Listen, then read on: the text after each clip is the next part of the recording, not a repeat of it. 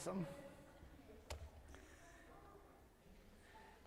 I think we should just do that. We should just have 40 minutes of that, of the 1-7 Theatra. All right, awesome. So what I love is, here's something that as a dad that I love is when the Israelites are commanded to teach their kids when they get up and when they're on the way and when they lay down, that their opportunities that present itself to us all the time to preach the gospel to one another, to preach the gospel to our friends, neighbors, loved ones, to preach the gospel to ourselves, to be reminded of God's goodness and graciousness to us. I remember one time laying on the trampoline in our backyard a long time ago when I felt okay to jump on a trampoline, and we were laying on it, which I think is much safer for me. We were laying on it, it was late at night, and we were looking up at the stars, and it was one of those nights where like the sky was just so crystal clear, and you see like a billion stars, and I remember talking to my oldest daughter about the stars, and she was just, she was little at the time, and we were talking about the stars and how they were all hung in their place, and how God had created each one of those, and he knew them by name, so to speak, in that got to tell her the story about Abram, and how God said, look up and see all the stars, and as many stars as there are, that's how many descendants you'll have through faith. And so had a chance to share the promise that God made to Abraham and how it was fulfilled through Jesus, and how she and I were both called to become followers of Jesus, to be one of those stars. And so just look for opportunities throughout your daily lives. And when you see Jesus teaching throughout the Gospels, he's going, look, a bird or a flower or whatever it is, right? And so when you read the Gospels with historical context, you see that Jesus does that a lot. It wasn't like Jesus was holed up in a study for 30 hours a week going, I've got to preach on the mountain this week. He was kind of looking for the things around them that would be object lessons that would serve what he was trying to teach about the Father. And I think there's so much for us to be able to do that. I could give you a million more examples about that, but let's jump into Revelation this morning. A couple things I want to remind you as we've gone through the book of Revelation. As I've said multiple times, and we'll say again, it is in the singular. It is not the book of Revelations. It is the book of Revelation. It reminds us that there is one revelation that Jesus is giving to John, right? The thing that's being revealed is Jesus revealing something to John about the way the world is and the way the world works. This was written to real people in a real place at a real time. It wasn't just something that was written in theory. It was written to 7 churches that are in Asia Minor. And as we read through Revelation chapter 3, you see these 7 churches that it was written to. It was a circular letter. It would have landed in Ephesus and then traveled around to these other churches where they could share what John saw and wrote down, the things that he had both seen and heard and written down. And it traveled from each church to the other. It was written to both prepare them for the suffering that they were about to endure in Asia Minor and encourage them to be faithful. So anything that we read into the book of Revelation is going to serve those 2 purposes first and foremost, because remember, the book of Revelation was written to them, or written for them, I should say, or to them for us. Does that make sense? It's written to them to address their needs, to adjust their context, to address who Jesus is and what Jesus is doing in their life, in their world, at their time. But it is also beneficial for us some 2,000 years later. It would be like, it would be cruel if it were written just for us with all these messages that are hard to decode and all the symbolism that is rich and impossible to understand. If Jesus were to say, I know you're about to endure some intense suffering. Let me tell you what's going to happen in 20 generations. It's going to be super encouraging to you. And it's not like that wouldn't work, right? It'd be like if you were going through a really hard time and I go, look on the bright side, your great-great-grandchildren probably have a great life. And you're like, well, that's not encouraging to the situation I'm going through right now. Try it sometime, right? If somebody calls you and they go like, they're just tore up, they're broken up, they lost their job or they got broken up with, and be like, I'm pretty sure your great-great-great-great-granddaughter will find a great job. It's all good. Hang in there, man, right? Or like, I'm sure that your great-great-great-great-great-great-great-great-grandson will marry a great woman. That isn't going to help them in their circumstances. I'm not saying that the only reason that God gives a revelation is to put salve on our brokenness. That's not true. It is, of course, in all time, in every way, to point people to Jesus, who is the ultimate healer, provider, but he is also the sovereign Lord of the universe over, I want you to hear this because this is the message of Revelation, God is sovereign over all of the rescue, over all the deliverance, and all of the suffering, and all of the pain, and all of the sorrow, that God is sovereign over it. It's not as if God is sovereign over the good things and completely helpless over the bad. God sees them all. And what the book of Revelation serves us, one of the things that it serves us up on a platter really is to say, God uses all these things. When we read through Romans that God works all things together for good for those who love him and called according to his purpose, we think that sometimes that means that like God is going to take this really hard thing that we endured and turn it into some beautiful thing. And I think ultimately it will be to the praise of his glory how God uses brokenness and pain, but it isn't always going to mean that our lives are going to be easier, better because we endured suffering. Sometimes we just suffer because we live in a broken world that's been cursed, broken, and doomed by sin. And so as we say all that, this sets the stage for us to be reminded again about the book of Revelation. I want to remind you that the question that we should be asking ourselves as we read through Revelation isn't what happens next. It's like, when you're reading a great book, a great novel, and you finish chapter 10 and you're like, man, or, maybe more contemporary, you're watching Netflix or Stranger Things or whatever it is that you're watching, and that one episode ends and you're like, oh, we got to wait 2 years for the next thing to come out, or we got to wait whatever, and I can't wait. And then, Netflix just dumps 13 episodes at once, and you're like, well, I know what I'm doing this week, right? That you can't wait to see what happens next. As we read through Revelation, and as we go from chapter 11 to chapter 12, the question isn't what happens next. The question is, what does John see next? Because as we've already seen here through the 7 seals and the 7 trumpets, right? There's all these number 7s. As we've gone through and have seen those, we've seen events unfold. We've seen hard things happen on earth. We've seen pain, suffering, death, and then the triumphant return of Christ. We saw that under the seals. And then under the trumpets, we've seen pain and suffering and bad things happen on the earth. And then the return of Christ. It's like a recapitulation of the same story. He's telling the same unfolding of events from different perspectives. You remember, one was from earth's perspective. One was from heaven's perspective. Okay? And so as we unpack the book of Revelation, I want you to be reminded that it's not a sequential novel. It's not like what happens next. It's a series of flashbacks and different perspectives. There is a movie that I do not recommend that you see called, for this reason, just because it's poorly written from my perspective, it's called Vantage Point. Has anybody seen this train wreck?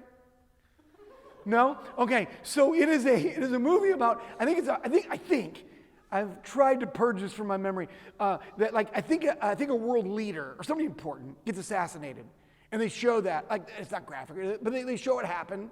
I think that's probably, I'm going to guess, in every movie that you watch, you can put this to the test, by the way, 28 to 32 minutes into a movie, something always happens that takes you onto the rest of the movie. But anyway, so somewhere in that window, somebody gets assassinated, and the rest of the movie is showing the same event from different vantage points. So it shows it from somebody who was sitting here, and then it shows it from someone who was out in the back, and so you're supposed to piece this together, and it gets like into the 7th or 8th different thing, and people in the theater were like people were groaning at how just awful this was written, right? So I say all that to say that as we read the Revelation, what we're seeing is different vantage points, right? We're seeing it from heaven's perspective, from earth's perspective. We see it unfolding from humanity's point of view. We see it from God's sovereign point of view. So remember that as you read through the book of Revelation.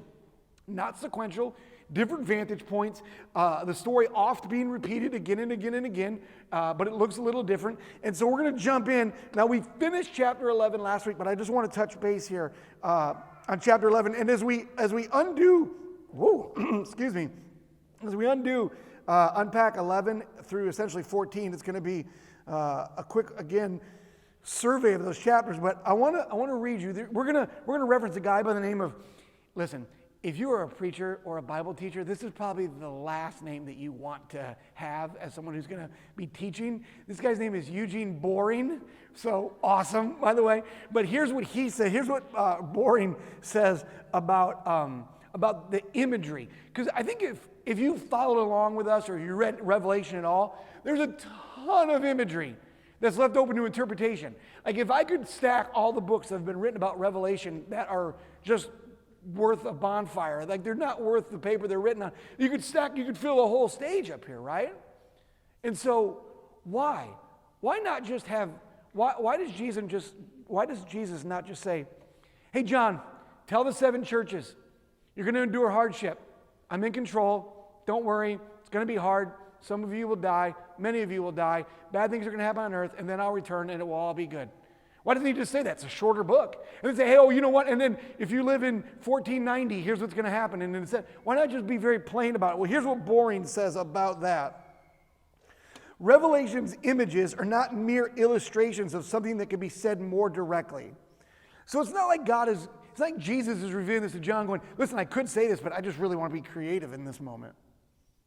He said a picture makes its own statement.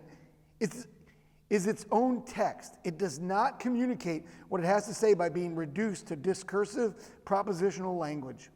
Just as is the case in visiting an art gallery, while commenting on an explanation may help one out to get the picture, language about the picture can never replace the message communicated in and through the picture itself. It would be a violation of Revelation's mode of communication to attempt to summarize its message in a manner that would make the text itself unnecessary. So Bourne is saying that, don't try to reduce the text of Revelation to say we don't even need all this imagery because I can just explain to you what's going to happen, right? So it's like if you've ever been moved by art, if you've ever had an experience that's hard to explain, and I've used this so often as we talk about when I used to do student ministry or where we talk about having an experience, an encounter with Christ where our life is changed, our heart is transformed, where God rescues us. You try to explain that to somebody else, and it's very, in my mind, it's similar in the way of riding a roller coaster. You ride this roller coaster, and I can come and tell you guys, oh, it's great. You get strapped into this thing, you go up, and it goes click, click, click, click, click, click, and you're pretty high, and you look around, and you're like, oh man, there's butterflies. And then you drop, and you scream, and your stomach's up in your throat, and you scream, and then you go around, and you twist. I can explain it to you in great, boring detail, right? But you're never going to get the emotion, the feel, and we're not just chasing emotion, we're not just chasing, but it's not going to move you, it's not going to change you, it's not going to go, I have to ride that ride. Charlie said it goes upside down. It's not going to do it. But if you experience it, you'll become an evangelist for that thing if you like it, right? If you wrote it and you like it, you'll tell somebody else. But if I explain to you what it's like to ride Goliath at Great America, you're going to go, oh, sounds cool. And you're not going to go tell anybody. But if you write it, you go, oh man, I got to tell somebody. And all of you have done that. All of you have told somebody about a restaurant you visited, about some ice cream or a coffee or what, pick your poison, a vacation spot you've gone to, whatever it is, you've experienced something that you've had to tell somebody about. And this is what Revelation is doing. It's painting this picture that moves, but it doesn't. David Crowder talks about, I don't know if I didn't, it's a bit dated, I get it, but he talks about in an interview, he had an album called A Collision. And on the album cover of that, there's a picture of an atom, right?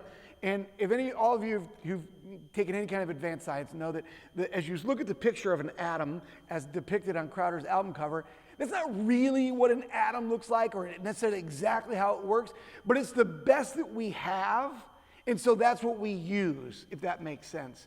And so what we have is a God who is sovereign over everything, who is working all things for good for those who love him and according to his purpose. He is going to bring to culmination all of human history under his authority, under his power, according to his plan. How do you summarize that and show that, right? And sometimes words aren't enough and imagery is enough, but combined with the imagery, it will move us to a place to go, oh, I think I get an understanding, a picture of what God is doing in the world. So that's what Boring is trying to tell us about Revelation, about why the imagery and why there's so many hard to interpret symbols. So let's look back at Revelation 11 again. It says this, the second woe is past, the third woe is coming soon. The seventh angel sounded his trumpet, and there was a loud voices in heaven which said, the kingdom of the world has become the kingdom of our Lord and his Messiah. He will reign forever and ever. And the 24 elders who were seated on their thrones before God fell on their face and worshiped God, saying, "We give thanks to you, Lord God Almighty, the one who is and who was, because you have taken your great power and you've begun to reign. The nations were angry and your wrath has come, the time for judging the dead and for rewarding your servants, the prophets, and your people who revere your name, both great and small, and for destroying those who destroy the earth." So he's talking about this time when it's over. The kingdom of Christ, the kingdom of this world has now become the kingdom of Christ. Christ has returned. He set up his eternal rule and reign as on earth as it is in heaven, right? And then John sees something unique here. God's temple in heaven was opened, and within his temple was seen the ark of his covenant. And there came flashes of lightning, rumblings and peals of thunder, an earthquake and a severe hailstorm. What we're seeing here, now remember this is written to first century believers in Asia Minor. And as they hear this, to hear about the Ark of the Covenant, to hear about God's throne, what he's describing is what the Old Testament saints would describe as the Holy of Holies. The Holy of Holies. So when you talk about the temple, which was supposed to be imagery on earth of what was going on in heaven, you have this huge court that was for the Gentiles and the women. Then you had this inner court that was made for the Jews. And then you have this Holy of Holies that nobody could go in. Only one time a year could a high priest go in and make sacrifice for the people. And that's where the Ark of the Covenant, the promise that God made with humanity, was in that Holy of Holies. And if you entered in that Holy of Holies in an unworthy manner, you would die.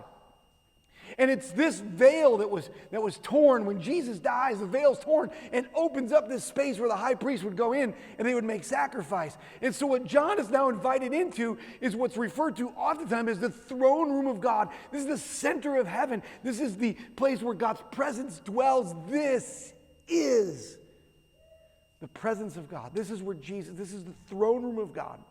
And John's invited in. And as he sees it, he sees the manifest presence of God like we see in Exodus with peals of thunder and lightning and hail. This is the presence of God like they experienced in Exodus when God descends on the mountain. So what we see is John is in the very presence of God. He's been in heaven and he's seen a lamb, but now he's invited into the throne room of God. And as he sees that, what unfolds? What we're about to see here is a war. So as Revelation moves through cycles, the two preceding cycles we've just gone through with the seals and with the trumpets, they've talked about what's going on, the judgments that have been coming forward. Remember we talked about God judging the earth and the sea and the people. This one depicts in depth the nature of the war that's going on earth, this battle that's been going on. And we're going to hear about that in chapter 12. And so the characters that appear in symbolic form here are the forces that are on two sides of a cosmic battle that's been raging before you and I have been born and will continue to go until Christ returns and finishes it. What's revealed in this text everything that takes place in these next few chapters is relative to that battle in heaven. So as John has entered into the room, he's entered into the throne room of God. I want you to hear what Johnson says about this battle that's going on. Darrell Johnson, who wrote a book called Discipleship on the Edge, which is about the book of Revelation, says this text. So this text that we're going to read today, 12 to 14, we're not going to read it all, but as we go through it, the text is answering a question that's generated by the claims of the gospel. The gospel declares that in Jesus Christ, the living Lord has won the victory over all the forces that threaten to undo us.